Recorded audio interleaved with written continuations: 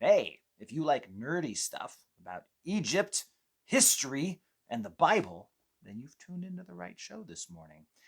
Now, this would be a great time, if you're actually getting the introduction, to say hello. Maybe even click share, because I think today we'll have some special stuff for the nerds out there. And the non nerds too, maybe. But this will be exceptionally nerdy. I don't know what kind of application I'm going to have for you, but I know you're going to have some interesting stuff, and there probably will be a few nuggets that you've never heard before.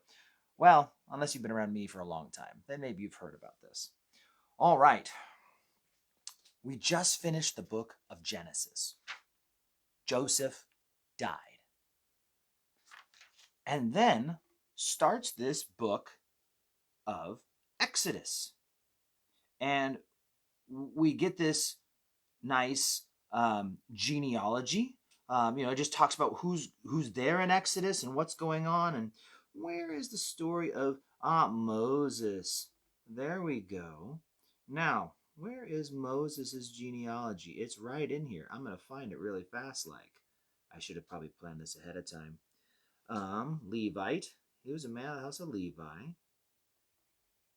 Right.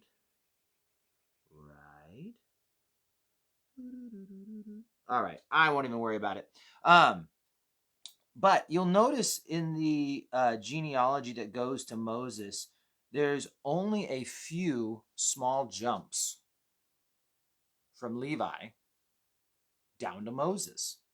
It's actually not that many generations, and it's because some Bible passages have been misunderstood over the years, and I think it gets confusing for people. Now, it'll be very helpful if you've been to Israel before. I'm going to make some references to places you've probably seen and maybe put two and two together like you've never put them together before.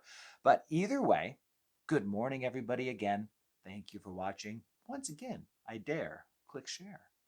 So here's what we have. We have a promise in Genesis of 430 years. And God makes this promise to Abraham that it's going to be 430 years. And here's the catch. It's not 430 years you're going to be lost in Egypt. It's 430 years from that point up until he's able to come back. And you'll notice it says, but in the fourth generation, they shall return here.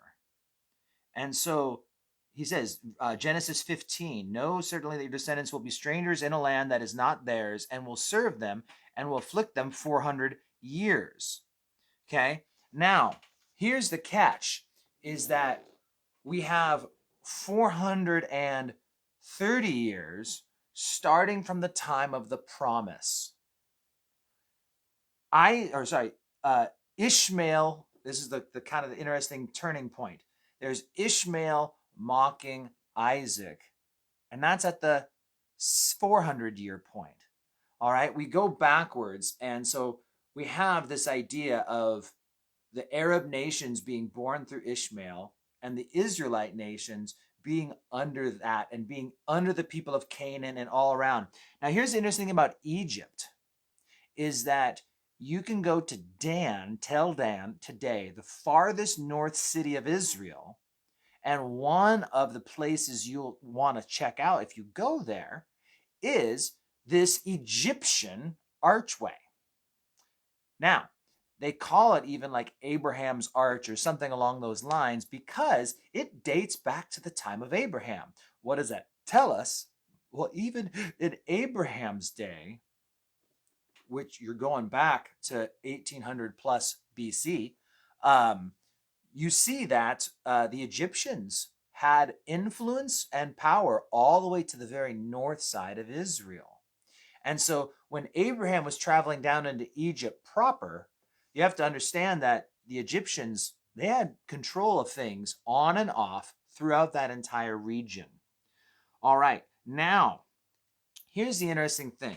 As we start working timelines and dates, we can look at the age of Abraham, how long he lived, how old he was when Isaac was born, his birth date, how old he was, and go on down to Jacob. Jacob goes down to Israel at 130 years old. He dies at 147 years old. And then we see Joseph dying at the end of Genesis. That's right where we left off.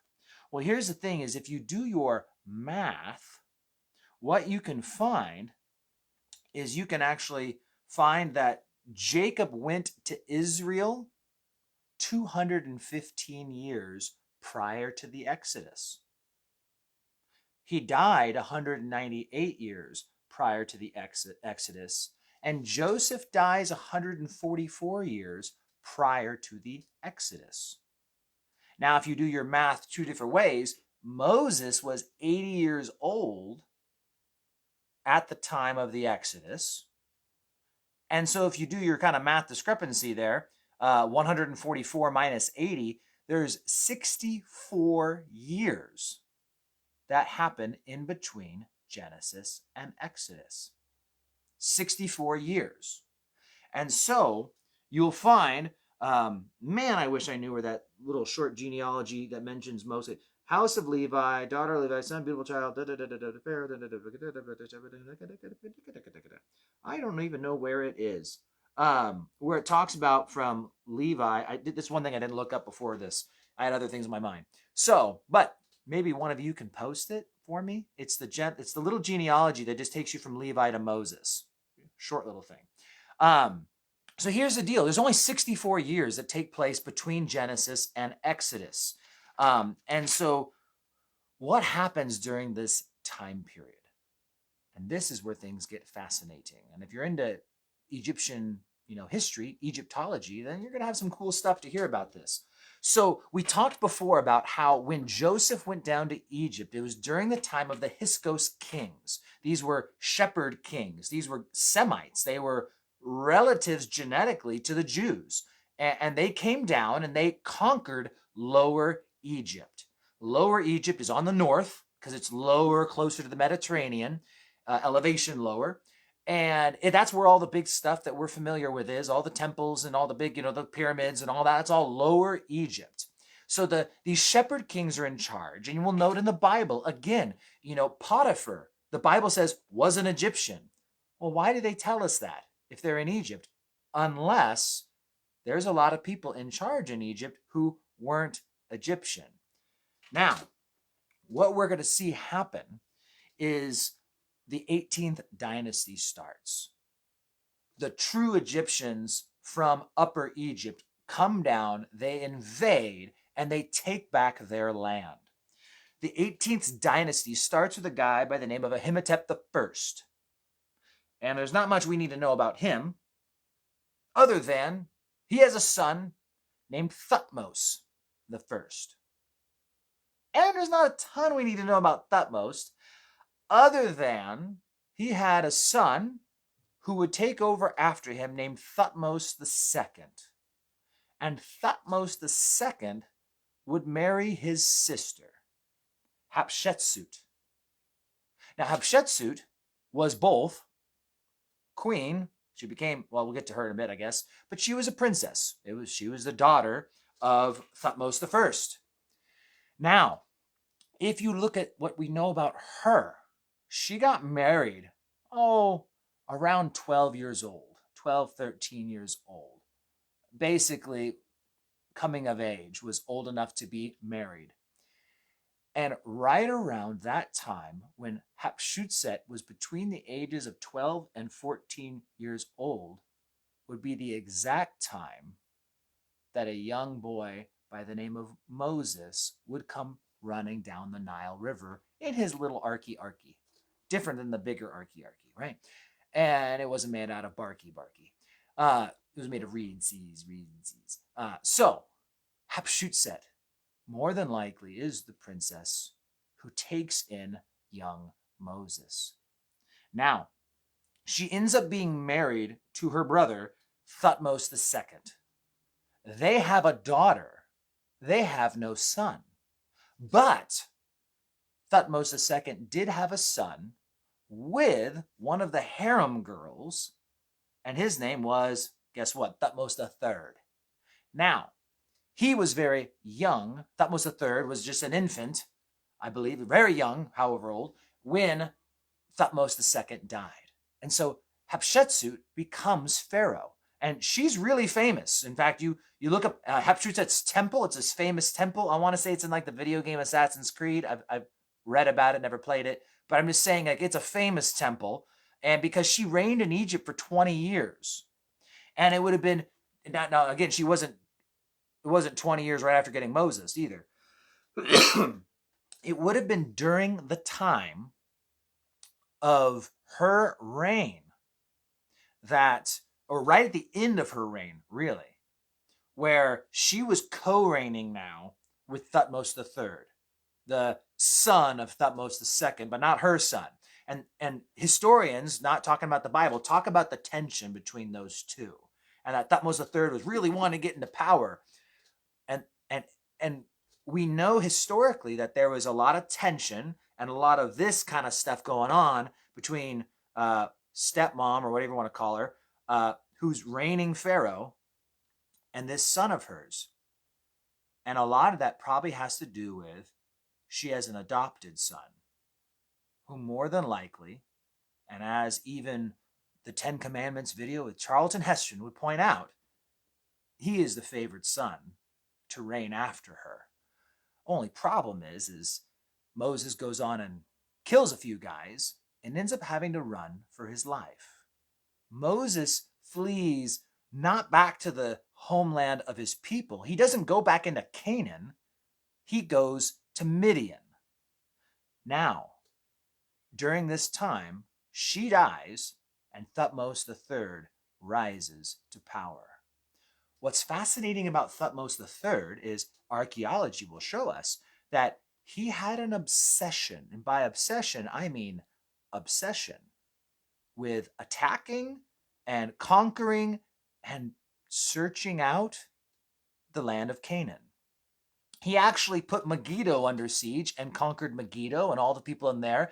And if you've been to Israel, or if you ever want to come along with me, hoping to go here soon, when you go to Bet Shan or Sciapolis was the name of the city when it became one of the Decapolis in Jesus' time. And in the Old Testament, it's called Bet Shan, and that is where Saul's body was hung and other things happened there. But this is all the way up just south of the Sea of Galilee. It's way up to the top. And many of the people know that on top of Bet Shan, on top of Bet Shan, the very top, you can still find the remains of an Egyptian outpost. It was like an office. I'm trying to think of the term, like a clerical office. It was an outpost where a governor would have stayed. And that was there under the reign of Thutmose III. And you go there, you can read it. Of course, when you were there, you might not have even cared who Thutmose III was, but now it's quite fascinating, isn't it? This Thutmose III, he just kept going after Egypt. He had a massive army. Okay, that was the other thing. He conquered Megiddo, which was a great stronghold. So he conquered some great places up there, like he was frantically searching for something or one. And yes, Mary, like a fort. I mean, it's, Thutmose's place in Bet Shan, that was more like an outpost, like a head HQ, like headquarters. So it wasn't like a strongly defended place, but you can tell it was a place that they used as they were doing conquering in the area. And so again, we see that Thutmose III, he's trying to find someone, or he just hates Canaanites, right? I'm reading into this some. But then what you have happen is he dies, and then Amenhotep II is reigning in place. A pharaoh who doesn't know Moses. And that's what the Bible tells us, is he can go back now. And after 40 years of him in Midian, he's able to return with a different pharaoh who kind of knows who he is, but doesn't really know who he is. That's a little different than our 10 Commandments movie. Now, what we know about Amenhotep II, and this is into the book of Exodus right now, he would have been the Pharaoh of Exodus, Amenhotep II. He is the Pharaoh who has to go through the plagues. And here's a couple interesting things we know about him, is that he has like no military. That's one thing that's fascinating about him, is that history shows that there was no conquest under his reign. They never went out and attacked anyone. And scholars, Egyptologists, kind of are puzzled by this, because his father had a huge army, which was very successful. And then it's like the son had no army, or as if his army had been destroyed, like by the Red Sea or something. Last but not least, we have a little bit more archaeological evidence tying in our Exodus story. And this was just kind of my fun last day as we close Genesis. Again, just kind of wrapping up this stuff. Many of us are familiar with the Sphinx, right? Boom, big head, two hands, right? Well, right here in between the front of the Sphinx is what's called the Dream Steely. Steely is just a rock or a thing with writing on it. And it tells the story of Thutmose IV. Thutmose IV was Amenhotep's son, and he is who reigned after him. While the Stele doesn't give us a complete and full story, what it does tell us is that Thutmose IV had a dream where one of the gods or whoever came and prophesied or told him that he would become Pharaoh. Now, scholars agree. This implies something, that obviously he wasn't in line to be Pharaoh. In fact, probably, we don't know, but I mean, Amenhotep II might have had a son named Amenhotep the third, right? But it's as if, go figure, that Amenhotep II, who was the Pharaoh of the book of Egypt, his heir, his firstborn son, was unexpectedly killed because another son ended up reigning who shouldn't have reigned, which is the only reason why a dream like prophesying you be Pharaoh, it's kind of like, when you're the next in line and the dream comes, you're going to be king. It's like, duh. But this actually shows, no, that he wasn't next in line and some major event must have taken place to put him next in line. Now, you can look all this stuff up. I even just Googled, the Dream Steely, Stele. And boom, it's right there. And it shows you, it's right between the feet of the Sphinx. And you can look all this stuff up. And something I'm going to do for you guys on Facebook, I don't know about YouTube and everywhere else, but I've got this cool little chronological chart. Yes, the words are backwards for you guys, so you won't be able to read it. But what it will show you is all the different dates of all the different dynasties, and it's a little timeline. This is actually in Leon Wood's commentary on the book of Judges, and he just has that as part of the introduction to the book of Judges to kind of get the dates and figure out what dates all the judges reigned. But this kind of paints some different pictures for us. And it all works when you find out that the Israelites actually weren't in Egypt for 400 years. They were actually in Egypt, all of them, not just Joseph. Joseph was there longer, but all in there for about 215 years. And it was only 64 years from the death of Joseph until the birth of Moses. There's much more to say about all this.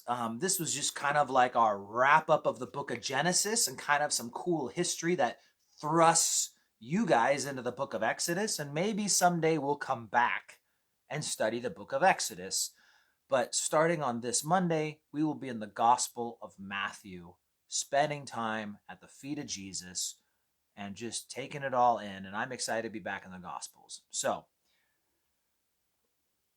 I always love having spiritual application, something you can actually use. And this is simply it. The Bible is real. The Bible is true. The more stuff we dig up, the more the Bible is proven to be true. Archaeology, again and again and again, confirms the accuracy of the Bible. It's just that simple. And so tell your friends, tell your neighbors, the Bible's real. Read it. Listen, pay attention and read all of it and believe all of it. Because we keep finding that the accurate, literal interpretation of the Bible is what is real. Not just like, well, they were in Egypt for a while and maybe, crossing the Red Sea means something like, no, it seems like an entire army got destroyed. That's what archaeology tells us. And so again, trust the Bible, believe the Bible. Last but not least, I believe on Monday I won't be here. I think we're going to be streaming from the church page again. So I'll get out some fair warning, but we'll do the live stream from the Revival Church page. And if you haven't already, remember where we click up there and we get the notifications? You can do that for the Revival Church. We only go live Sunday morning, Sunday night, and then for this Bible study. So join me there, and we'll start the Gospel of Matthew together. God bless you guys. I'll see you then.